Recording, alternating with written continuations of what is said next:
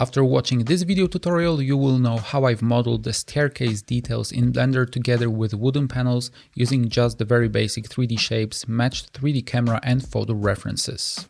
Leave your questions and comments on my techniques under the video so we can all learn from each other, and remember that this video is part of my interior visualization course in Blender, which is available for free on my channel. You can find a complete playlist with other parts linked in the description field, and if you want to access all of the course project files that I've created and support what I do, I share more information on that at the end of the video. Anyway, my name is Lech and welcome to my interior visualization course in Blender.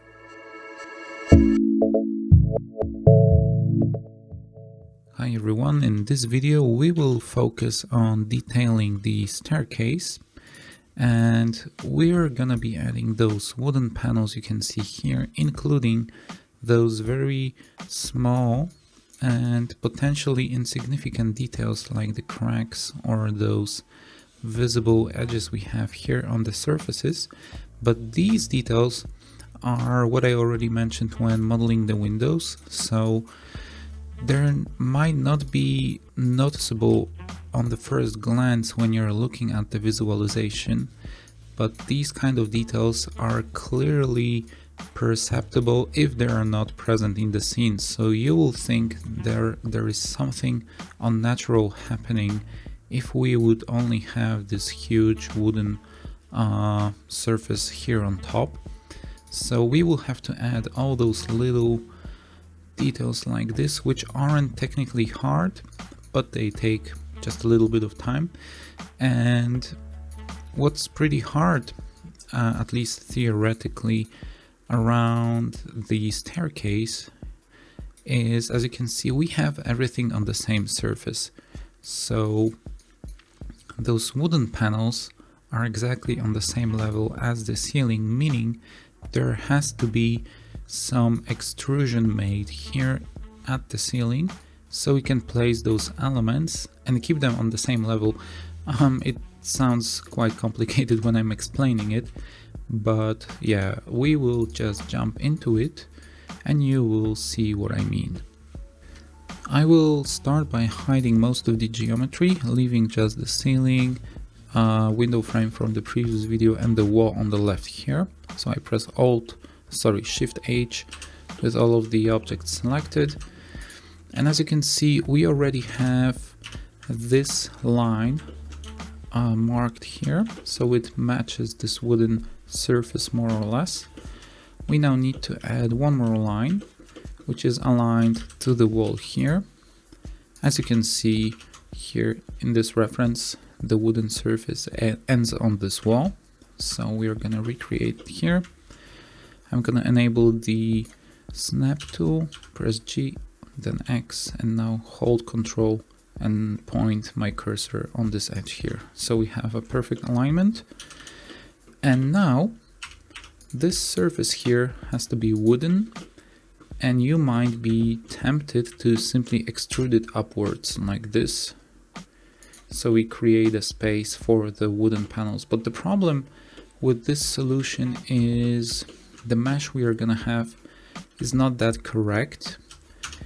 As you can see, we have this situation happening here where this vertex is not a part of the geometry following here along that surface here.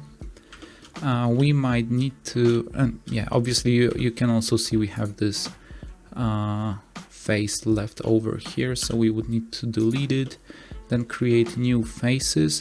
But again, when I create a face here, for example, you can see it's again not connected to this face correctly because we have something that's called double edge.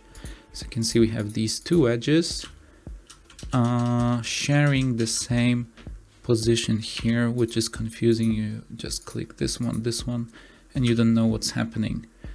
So to avoid that, I will just revert everything.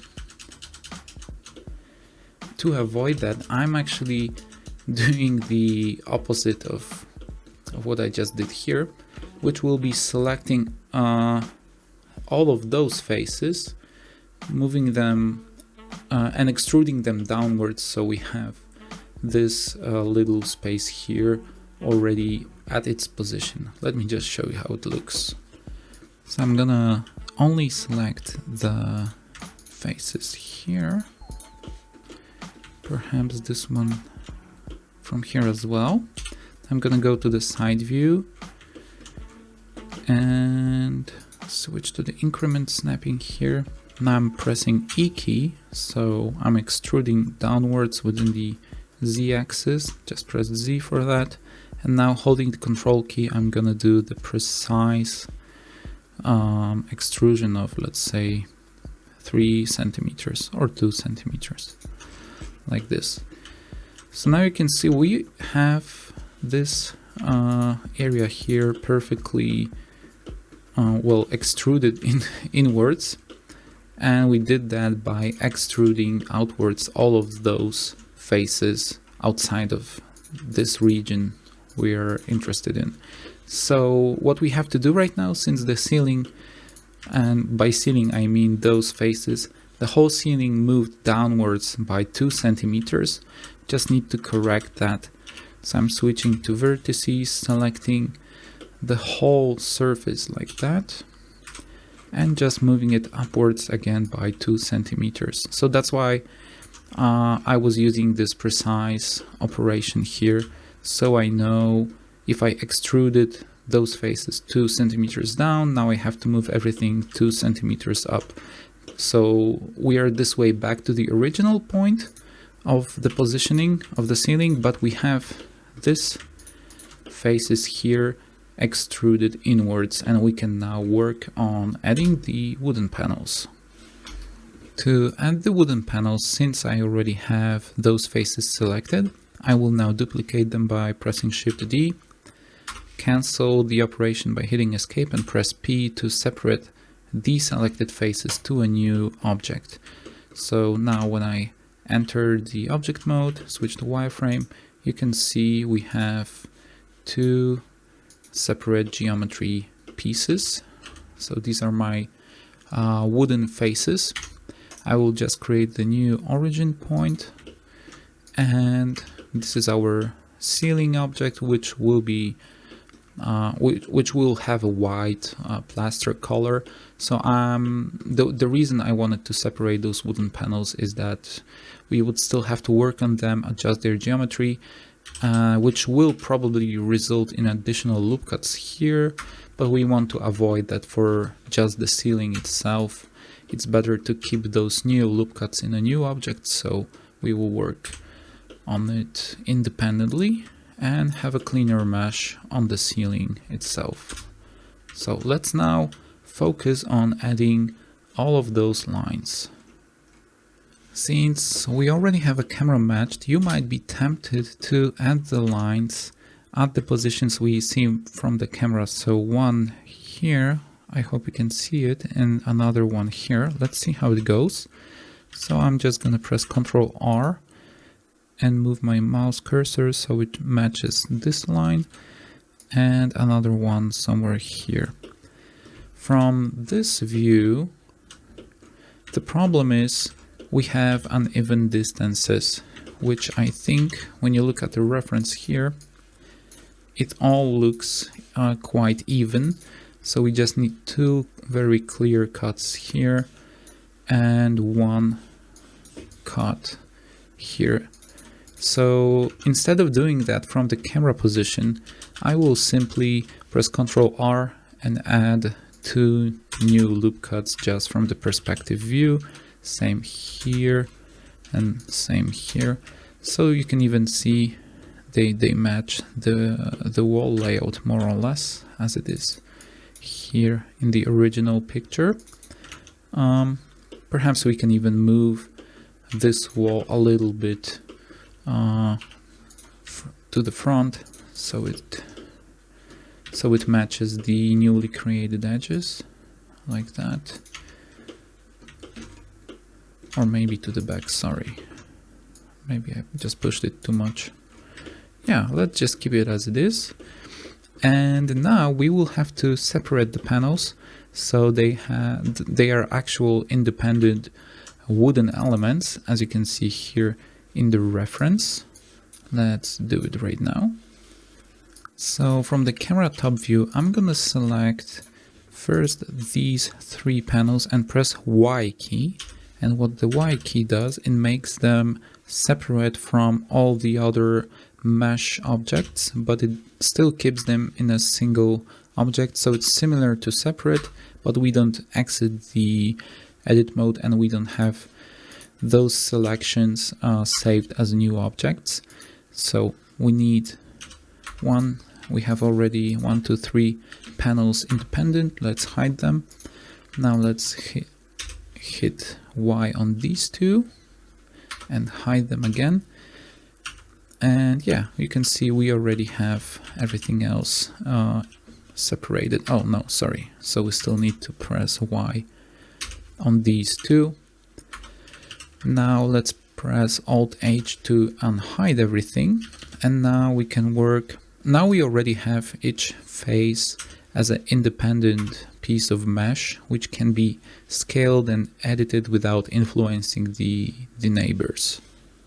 What I'm gonna do now will be selecting all of the faces and switching the pivot points to individual origins. And now when I press S key, you can see all of the faces scale individually. So I'm gonna limit the scale operation to X axis right now, and with my Shift key pressed, I'm just gonna roughly scale them so we have those spaces here. Now I'm gonna do the same, but within the Y axis, like this. So we have again a new openings.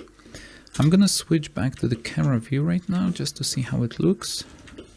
We will still adjust those in a few next steps. So let's just keep it as it is. Now I'm gonna switch to the face or vertex mode, and yeah, and it's all set up here. So I'm gonna extrude those faces, and with my extrude, limit my extrusion to Z axis, and now hold my control key. So we have 2 centimeter panels again. So now we also know they are at the same level as the ceiling, or not. Yeah, I think they are. Or if not, since we have them as independent objects, we can easily adjust all of that. I think we have to move it up a little bit. Let's maybe do it like this. Yeah. And now you can see our panels are almost done. Let's just add a new shader, call it wood main, maybe, and change the viewport display to something that looks like wood, maybe like this. Let's now unhide everything, and still we need to hide the floor plans. We still need to improve the scene management just a little bit, but it's gonna happen in a few next steps.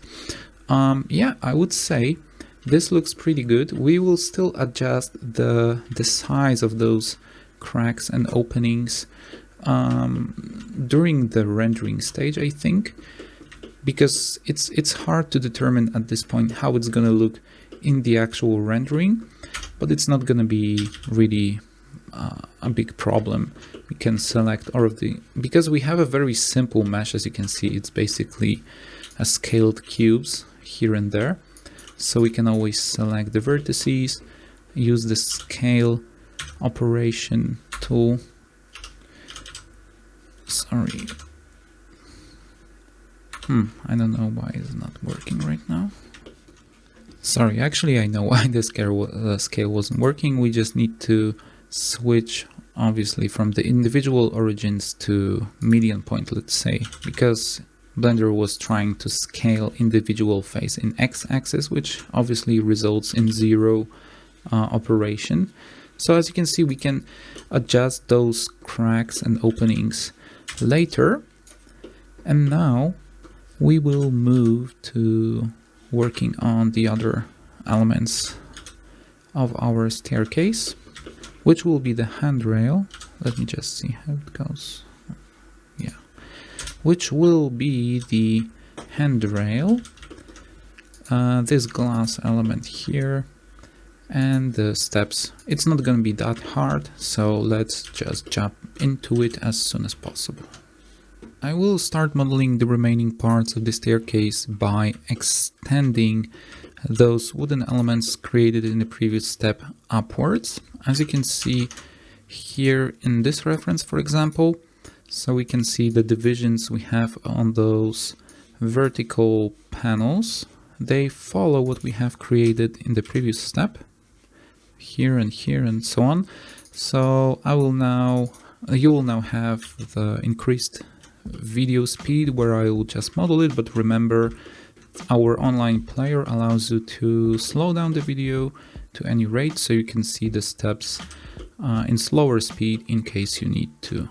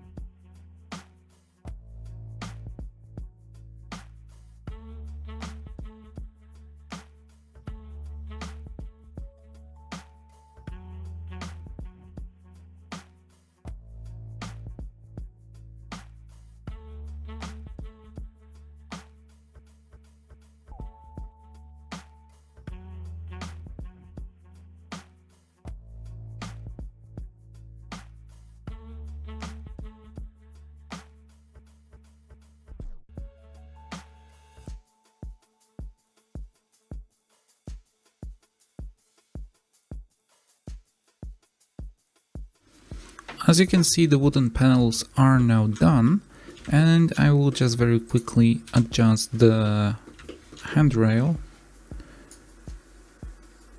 and move it a little bit to the side so it matches this cut we created here, as it is in the reference as well. And I will maybe adjust the model's look in this area a little bit and make it like that, so it matches the reference a little bit more.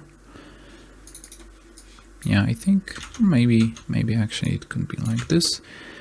And the stairs itself, I think we can use this view to align them just a little bit more to the right, like that.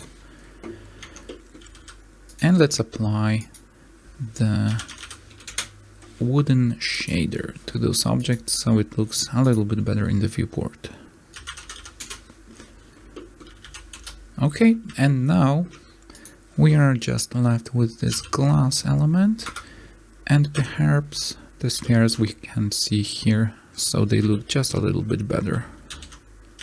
As for the glass element, you can see it in one of the references like this one, and it seems to be having one of the cuts going straight from this point here where it touches the handrail, and the second one somewhere in the middle of this entire section. So let's do it quite similar in our example. I will first select those vertices here and match them a little bit more to what we have. Actually, I can move this model to to this area just a little bit. It's obviously a bit too thick at this point, but I will fix that in a second. Now I will select those vertices and move them here. Select everything, scale within the y-axis so it's an actual glass. Move it just a bit like this. Now I will create a loop cut and straighten it up using the scale operation tool. So S within the x-axis, 2 with 0 value. And right now, instead of merging those vertices and having a triangle here, I will just move them very, very close, just so we have this little face here, making this surface still a quad. So 1, 2, 3, 4 vertices. I prefer doing it this way because if we had a triangle here, the newly created loop cut would be bent like the previous one, just like something like this. So you can see right now, since I have this little face left here, when I add a new loop cut in this area, it's now perfectly straight. And this will also help me dividing the object into the actual glass panels. So let's do it right now. And to divide this element to the actual glass panel, I will simply select those 4 faces and press Y key as we did with the wooden panels here.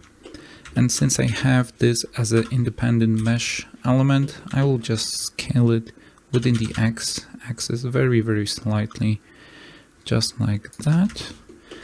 I will now hide everything except of my selection, switch to the edge mode and just create a faces here. And I will do the same with the remaining elements. So here and here, you need to remember the glass objects need to have a full volume. They can't have those open faces because then Cycles tends to render them incorrectly. So yeah, that would be it for this glass element. And let's now move to the ones we have here, as you can see in this reference, which will be also pretty quick. So I will just speed up this part of the video and get back to you very, very soon.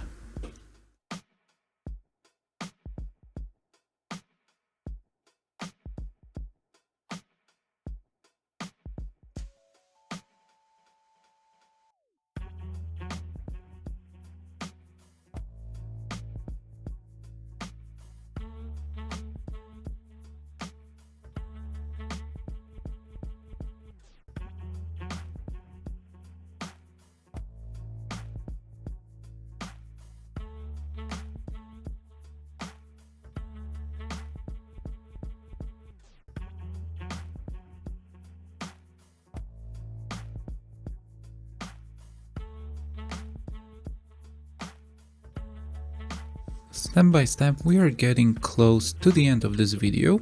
You could have noticed that I've created those glass panels based on the upper faces of this wooden element we have here. And I did that simply because, well, I could avoid creating those dividers here manually, since we already had them created here. The only thing I had to adjust within the glass element was a corner situation here, where I had to add a few new faces on this element, and the corner situation here, which was pretty straightforward. Yeah, so what we have left is just the cellar stairs, which we just have to cover with wooden panels. Same with this edge here. Let's see the references. As you can see, we have some wood here. Also some wood following this direction, and just a plain plaster material on this side. So I will again speed up this part of the video so you can watch it a little bit faster. You can always play it a little bit slower if you want. And then we will move to the kitchen modeling. So see you in the next video and have a good time watching me working.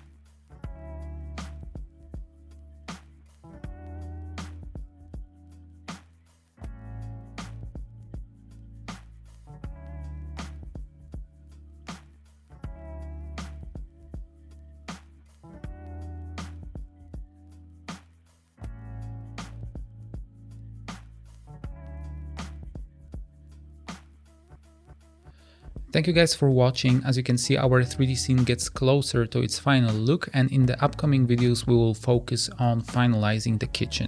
If you want to get access to all of the project files that we've created so far and support what I do, plus get access to the complete Blender interior 3D scenes and over 2000 Blender exclusive 3D models, check out the Chocofur store and learn more about our subscription plans, because these truly are the best you can get right now if you're seriously considering getting better at Blender. Thank you guys for watching, and I see you in another video. Bye bye.